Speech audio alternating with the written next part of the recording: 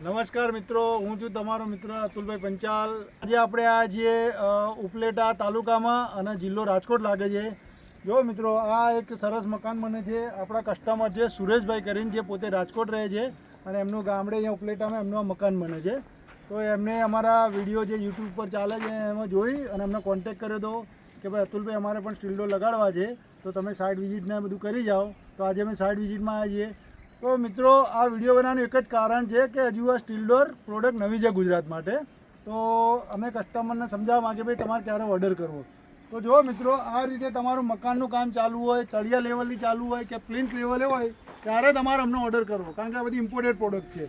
આના આવતા 4-5 મહિના લાગે છે। એટલે તમે આ સ્ટેજ પર મકાન હોય ત્યારે અમને ઓર્ડર આપો એટલે તમારે તળિયું પણ થઈ જાય, ટાઇલ્સો લાગી જાય, આપણા દરવાજા પણ મળી જાય, બરાબર છે। અને મિત્રો, આ બધા સ્ટીલ ડોરમાં ફિક્સ સાઇઝો આવે છે।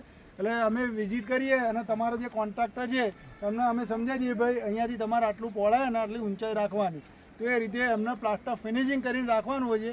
અને આ દરવાજાની ખાસિયત એ છે કે ફ્લોરિંગ થયા પછી જ આ દરવાજો લાગે છે, પહેલાં નથી લાગતો। એટલે તમારા કોન્ટ્રાક્ટરને અમે સમજાવીએ કે ભાઈ તમારે ફ્લોરિંગ ફિનિશ કરી અને પ્લાસ્ટર ફિનિશ કરીને અમે જે સાઇઝ આપીએ પણ સાઇઝ રાખવાની, તો અમારા દરવાજા આસાનીથી ફિટ થઈ જશે, બરાબર। તો મિત્રો, આજે ઓળખાણ કરાવજો। આ છે અશોકભાઈ, અમારા જે સુરેશભાઈના કોન્ટ્રાક્ટર છે, એમના સંબંધી પણ છે, પોતે મકાન બનાવે છે અને એમને પણ આ પ્રોડક્ટમાં નવાઈ લાગી ને સારી લાગી। તો અશોકભાઈ, તમારું શું કહેવું છે અમારી પ્રોડક્ટ વિશે?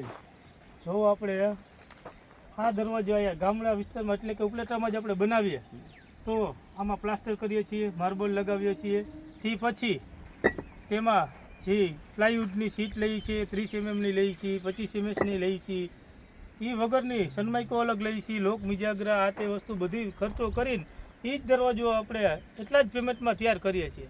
પણ જો આ દરવાજો આપણે સ્ટીલનો લગાવીએ તો એનાથી મજબૂત બને છે, 70 mm જાડો આવે છે, પ્લસ આની મજબૂતાઈ 100% કમ્પ્લીટ રહી છે।